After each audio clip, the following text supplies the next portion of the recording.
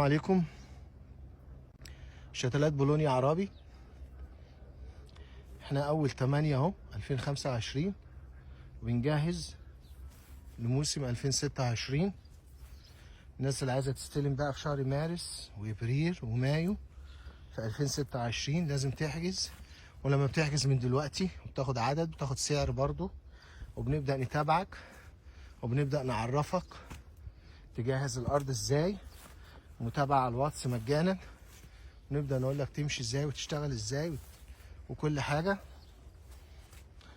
وملناش دعوة، ملناش دعوة. انتجنا اخشاب وانتجنا عسل وانتجنا علف وانتجنا سماد وانتجنا كومبوست وانتجنا شاي وانتجنا محشي ورق بولونيا وانتجنا كل حاجة.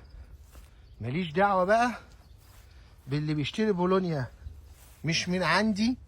الكلام ده لأي حد في مصر وفي الدول العربية كلها، للي يشتري بولونيا مش من عندي ولا ياخد إرشادات ولا متابعة من عندنا اللي هي الجمعية المصرية للأشجار الخشبية وحماية البيئة، ويرجع يقول لك أصل ما اشتغلتش، أصل ما عاشتش، أصل ما عملتش.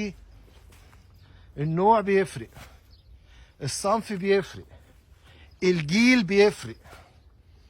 كل مكان ليه صنفه، وليه كل دولة ليها صنفها وجيلها. كلهم عندنا اسمهم بولونيا عربي. وبشوف نوع التربة، بشوف نوع المية، وبشوف نوع كل حاجة، وبديك الارشادات الخاصة بيك. اللي احنا الشتلة اهي، دي شتلة محلك. لو شجرة بقى هتبقى عاملة ازاي؟ اللي احنا بنصورها دي شتلة.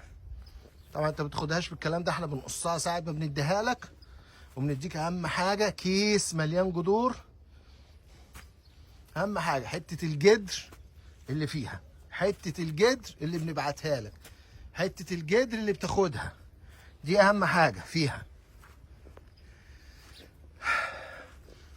الصنف، النوع، الارشادات طبقا للي تحت ايدك. اذا كان عندك مكان او ارض او ميه لا تصلح بنقول لك لا تصلح، تصلح بنقول لك تصلح، تصلح بس عايزه علاج بنقول لك تصلح بس عايزه علاج. وبنتابع وبنتيجي الارشادات وبنعرفك الدنيا فيحصل نجاح. لكن ابعت خد شويه شتلات ومع نفسك من اي مصدر وترجع تقول مش عارف ايه، ما انت اللي غلطان. الكلام ده لاي حد في اي مكان في اي دوله عربيه. حضرتك بتبعت تستورد شويه شتلات من اي مصدر وتزرعهم، وبعدين ما يحصلش نمو او تموت او تنشف او تتأقزم، وتقول اه والله دي لا تصلح للدول العربيه، لا تصلح لمناخنا. لا، ده غلطتك انت. احنا معاك اهو. الجمعيه المصريه للاشجار الخشبيه وحمايه البيئه بتقول لك احنا معاك اهو. احنا بنديك الصنف الخاص بيك اللي ينفع لك، ونقول لك الطريقه اللي تنفع لارضك ونوع ميتك، ونقول لك الطريقه اللي تروي بيها. رشاش شجر ولا خرطومين ميه ولا 6 نقطات ولا غمر ولا ايه بالظبط، وتتروي امتى وازاي وقد ايه. وكل اول شهر تبعت لنا وتقول والله درجات الحراره عندي بقت كذا، فرقت، كبرت، قلت.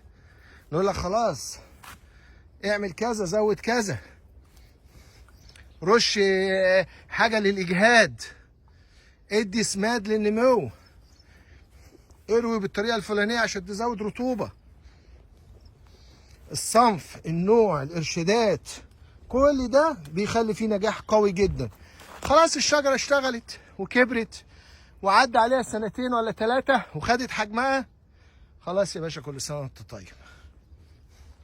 اي طريقه واي ميه واي سماد واي حاجه هتشغلها وهتمشيها وهتخليها 100 100. واهم حاجه الخدمه الشتويه بتاعت كل سنه بتاعت شهر يناير. اشتري مننا المناسب، خد مننا الارشادات الخاصه بيك وتابعنا. 3 خطوات هما نجاح البولونيا في مصر وفي الدول العربيه وفي الشرق الاوسط كله. 3 خطوات. الاولى تشتري بولونيا عربي، بقولها كده بكل وضوح، مش اي بولونيا. اصناف 42 صنف على مستوى العالم. الشرق الاوسط بولونيا عربي، بكل اجياله بقى. 2 من الجمعيه المصريه للاشجار الخشبيه وحمايه البيئه او شركه عرابي ايجيبت لزراعه الغابات. تاخد منه الارشادات من الشركه لانها هتديك الارشادات الخاصه بيك. ارضك صحراويه، رمليه، طينيه، تروي غمر، تروي شبكات، هتقول لك الارشادات. 3 تتابعه، يبقى الصنف بولونيا عربي.